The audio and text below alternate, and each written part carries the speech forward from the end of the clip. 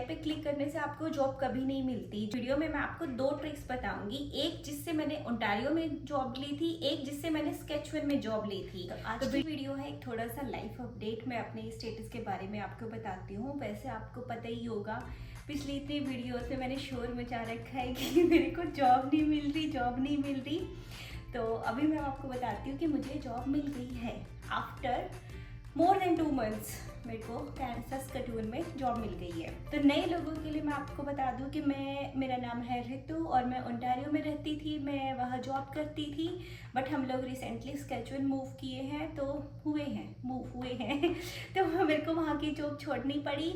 मैं अकाउंटेंट हूँ और मेरे को 8-10 सालों का अच्छा खासा एक्सपीरियंस है और यहाँ मेरे को सस्केचुअन में जॉब ढूंढने में मोर देन 2 मंथ्स लग गए हैं। तो इस वीडियो में मैं आपके साथ शेयर करूँगी कुछ ऐसे टिप्स एंड ट्रिक्स और मेरी कहानी, कैसे मेरे को जॉब मिली और क्या चीज़ों ने मेरे को हेल्प किया था जॉब मिलने में, ताकि अगर कोई और ये वीडियो देख रहा हो जो कनाडा में जॉब ढूंढ रहा हो तो उसको हेल्प हो सके, जो कि मैं नॉर्मली करती हूँ हर वीडियो में। तो बाकी की बातें बाद में करेंगे, अभी वीडियो को स्टार्ट करते हैं। तो ये लैपटॉप पिछले 3 मंथ से मेरा फेवरेट दोस्त बना हुआ था, क्योंकि दिन के 3-4 घंटे मैं इसी के ऊपर लगाती थी। बंद हो गया। अब मेरे को इसकी ज़रूरत नहीं है, अब मैं इसको साइड में करती हूँ। वो क्यों?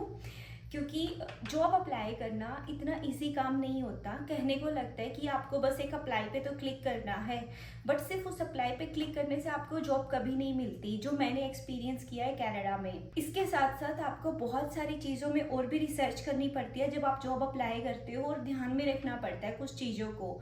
तो क्या होती हैं वो चीज़ें? मैं अप्रैल 23 में इंडिया से कनाडा आई थी और मेरे को यहाँ आके फिर सारा डॉक्यूमेंटेशन करने के बाद ऑलमोस्ट 1 और 2 मंथ लगा था और मेरे को 4 जॉब ऑफर मिल गए थे जॉब के वहाँ पर। फिर मेरे को बहुत अच्छा लगा था और थोड़ा सा डिप्रेसिंग सिचुएशन बीच में आई थी जब मेरे को 1 मंथ अराउंड हो गया था, मुझे कॉल्स नहीं आती थी। फिर उसके बाद कॉल आनी स्टार्ट हुई तो मेरे को सिलेक्शन नहीं हो पाता था। तो ये कुछ चीज़ें थी जो मैंने वहाँ लर्निंग की।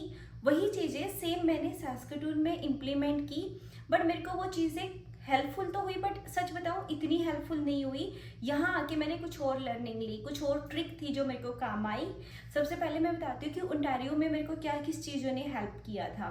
जब मैं ओंटारियो में जॉब अप्लाई कर रही थी ना, उस टाइम पर मैं नई कनाडा आई थी, तो मेरे को ये था कि एक्सपीरियंस तो मेरे पास है ही, तो मेरे को क्या है, मेरे को तो जॉब मिल ही जाएगी। तो मैं इंटरव्यू में सामने से जाके ये बात बता देती थी कि मैं इंडिया से आई हूँ और अभी आई हूँ और ये ऐसे ऐसे मेरी सिचुएशन है। उसके बाद मेरा 2-3 जगह इंटरव्यू में सिलेक्शन नहीं हुआ। फिर मेरे को डिप्रेसिंग फील हुआ, तो मैंने सोचा कि ऐसा क्या हो रहा है जिसकी वजह से मेरा सिलेक्शन नहीं हो रहा। ऑल्दो इंडिया में ऐसा होता था कि मैं किसी इंटरव्यू में जाती और मेरा सिलेक्शन ना हो, ऐसा कभी नहीं होता था। उस टाइम पर मैंने ये कंक्लूजन निकाला था कि जो मैं ये बात बताती हूँ ना कि मैं अभी इंडिया से आई हूँ, इस चीज़ की वजह से मेरा सिलेक्शन नहीं हो रहा था। बताऊँ कैसे? मैं हूँ अकाउंटेंट, तो हर कंट्री का अकाउंट का टैक्स का तरीका थोड़ा अलग होता है। डेबिट क्रेडिट हमारे सेम होते हैं, बट आपके जो टैक्स रेगुलेशन, ये बाकी चीज़ें, टैक्स जीएसटी ये सब हम करते हैं ना, वो थोड़ा अलग हो जाता है।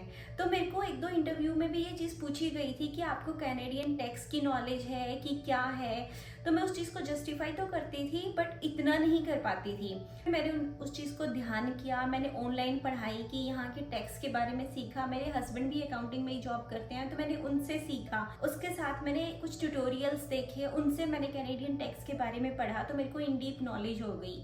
उसके साथ मैंने उस टाइम पर ये क्या ट्रिक लगाई थी कि मैं सारी जॉब्स अप्लाई करती थी सुबह 9 बजे से लेके दोपहर को 2 बजे के बीच में। ये टाइम ऐसा होता है ना कि इस टाइम पर जितनी जॉब अप्लाई करो, रिक्रूटर्स ऑनलाइन होते हैं, आपकी एप्लीकेशन तभी पहुंचती है।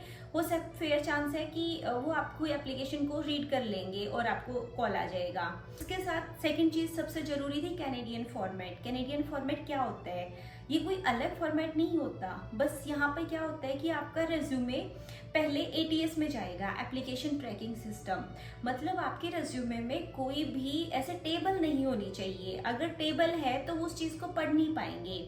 जैसे कि एक्सपीरियंस है या एजुकेशन है, तो उसको टेबल, ईयर, एजुकेशन ईयर ऐसे मेंशन करने की बजाय आप डॉट्स बनाओ, डॉट्स के साथ मेंशन करो, तो आपका रिज्यूमे एटीएस से निकलकर ह्यूमन के पास पहुंचता है, जो एचआर वाले होते हैं उनके पास आपको कॉल भी आती है। एक और इससे भी जरूरी चीज होती है कीवर्ड्स, जो कि मैच करना बहुत जरूरी है। मैं आपको एक एग्जांपल बताती हूँ।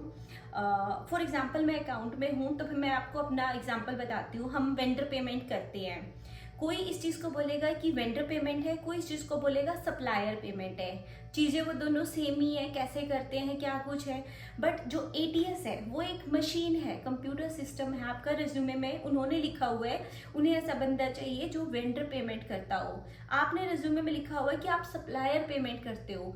तो जब आपका रिज्यूमे एटीएस में जाएगा कंप्यूटर में, वो उसको मैच नहीं करेगा, क्योंकि उसमें दिमाग तो है नहीं, वो तो मशीन है।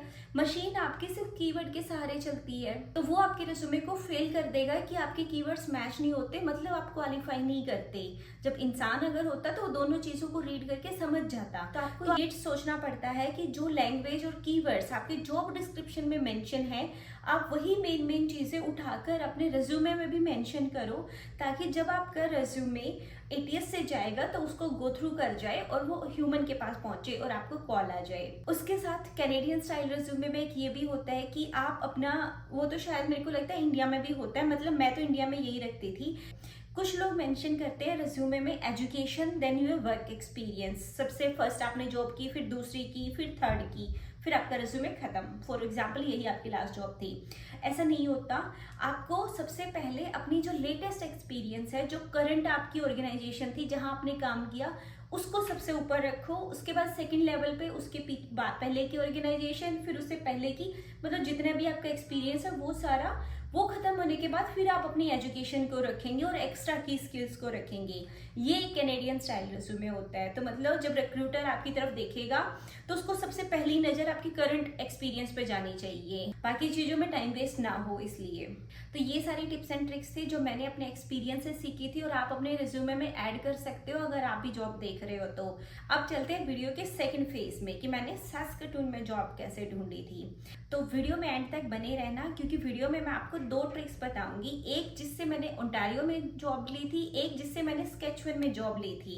तो वीडियो अच्छी लगी हो तो वीडियो को लाइक करके जाना। तो ये सारी कहानी तो थी ओंटारियो वाली। अब यहाँ आकर मुझे इन चीजों ने हेल्प नहीं करी, मेरे पास इंटरव्यू कॉल वगैरह नहीं आ रहे थे। एक जो जगह से आया जहाँ पे भी प्रोफाइल मिसमैच हो गया, तो भी मेरी बात नहीं बन पाई। अब मैंने दिमाग लगाया कि ऐसा क्या हो रहा है, कोई चीज तो ऐसा लैकिंग पॉइंट है जो मैं कैच नहीं कर पा रही। मैं डेली सुबह 9-10 बजे बैठ जाती थी जॉब्स अप्लाई करने, और 12-1-2 बजे तक भी मैं दोपहर को जॉब्स अप्लाई करती थी। एक दिन में कई बार मैंने 50-50 जॉब्स भी अप्लाई करे, बट कोई कॉल वॉल कुछ नहीं आ रहा। हर जगह से थोड़े दिनों में सिर्फ ये रिजेक्शन वाली ईमेल आ जाती कि unfortunately we are proceeding with other candidates. फिर बुरा भी लगता था, आगे अप्लाई करने का मन भी नहीं करता था, बट नहीं, जॉब तो लेनी है, तो मैं कॉन्टिन्यूअसली अप्लाई करती रही। तो एक चीज़ तो यही है कि आपको कॉल आए ना आए, सिलेक्शन हो ना हो, आपको रुकना नहीं है, जॉब अप्लाई करते रहो जब तक जॉब नहीं मिल जाती। दूसरा ट्रिक मैंने यहाँ पे क्या लगाया, एक दिन मैं ऐसी जॉब अप्लाई कर रही थी तो मैंने ध्यान किया वो जॉब 1 मंथ पहले पोस्ट हो रखी थी लिंक्डइन पर। अच्छा, मैंने आपको वेबसाइट्स नहीं बताई, मैं मेनली इंडीड और लिंक्डइन, ये 2 ही वेबसाइट यूज करती हूँ आज तक, ओंटारियो में भी और सस्केटून में भी, दोनों। अब मैंने सोचा कि 30 डेज पहले पोस्ट हो रखी है, अभी तो वो क्लोजिंग डेट पर आ रखी है, तो कितने लोगों ने अप्लाई कर दिया होगा। लिंक्डइन पे तो दिखाता भी है कि 100-200 कितने लोगों ने अप्लाई कर रखा है। तो मैंने ऐसे सोचा कि मेरा रिज्यूमे सेलेक्ट होने का कितना चांस है। फिर मैंने यहाँ से ट्रिक लगाई कि अगर मैं रिसेंट पोस्टेड जॉब को अप्लाई करूँ, यानी कि अगर किसी ने आज जॉब पोस्ट करी है कि हमें ऐसा बंदा चाहिए और मैं आज ही उसको अप्लाई करूंगी, तो मेरे को फायदा हो सकता है। फिर मैंने इस ट्रिक पे काम किया, मैंने सिर्फ 1 वीक इस ट्रिक पे काम किया था कि मेरे को पास 2 जॉब कॉल आ गई थी। जैसे ही हम इंडीड या लिंक्डइन पे जॉब अप्लाई करते हैं ना, तो वहां पे ऑप्शन आता है कि जॉब पोस्टेड डेट क्या है, स्क्रीन पे आ भी रहा होगा। आप यहाँ पे फिल्टर लगाओ कि वो जॉब कब पोस्ट हुई थी, 1 दिन पहले, 2 दिन पहले, 3 दिन पहले, कब हुई थी। जब आप ऐसी रिसेंट जॉब को अप्लाई करोगे ना, तो फेयर चांस है कि रिक्रूटर की नजर आपके रिज्यूमे पे पड़ेगी। वो कहते हैं ना, जो पहले मारता है वही जीतता है, तो वही बात है। जो जब भी जॉब पोस्ट हुई तभी आप अप्लाई कर दो, तो फेयर चांस है आने के, और वही हुआ। इसके साथ आपको एक और बात बताती हूँ, जो मेरे को ये जॉब मिली है ना, इसके लिए ये मेरे को मिली है इंडीड के थ्रू। वहाँ पर लिखा हुआ था कि ये जॉब है और ऐसा ऐसा है, यहाँ आप अप्लाई करोगे। उसके साथ उन्होंने मेंशन कर रखा था कि you need to send your resume and your current cover letter on this email. साथ में उसने ऊपर लिखा हुआ था मेंशन सब्जेक्ट अटेंशन और उस बंदे का नाम और अकाउंटिंग जॉब और ऐसे ऐसे करके कुछ डिस्क्रिप्शन दे रखा था। तो मैंने उस चीज़ को कैच किया कि जब उन्होंने स्पेसिफिक मेंशन कर रखा है कि अगर आप अपना सीवी या रिज्यूमे भेजोगे तो आपको सब्जेक्ट लाइन ये रखनी है, तो मैंने वहीं से उसको कॉपी किया। जो जो उन्होंने अटेंशन, उस बंदे का नाम और ये था, वो सारा कॉपी करके जब मैंने मेल भेजी उसके सब्जेक्ट में लिखा। उन्होंने पहले दिन वो जॉब पोस्ट करी थी, मैंने नेक्स्ट डे ही जॉब अप्लाई किया था सुबह के 9 बजे और दोपहर को 3 बजे के आसपास मेरे को इंटरव्यू के लिए मेल भी आ गई थी। अब इंटरव्यू में सिलेक्शन होता है कि नहीं होता वो एक अलग स्टोरी है, बट इंटरव्यू कॉल आना बहुत जरूरी है। अगर कॉल ही नहीं आएगी तो सिलेक्शन कहाँ से होगा, है ना। फिर आपकी वेरिफिकेशन होगी, फिर आपकी ज्वाइनिंग आएगी। तो स्टेप बाय स्टेप हम चलते हैं। और आज मेरे पास दोनों का जॉब ऑफर है, लेकिन थोड़ा दोनों में पैकेज का डिफरेंस है, तो मैं ये दूसरी जगह ज्वाइन करी जो मैं पहले इंटरव्यू के लिए गई थी।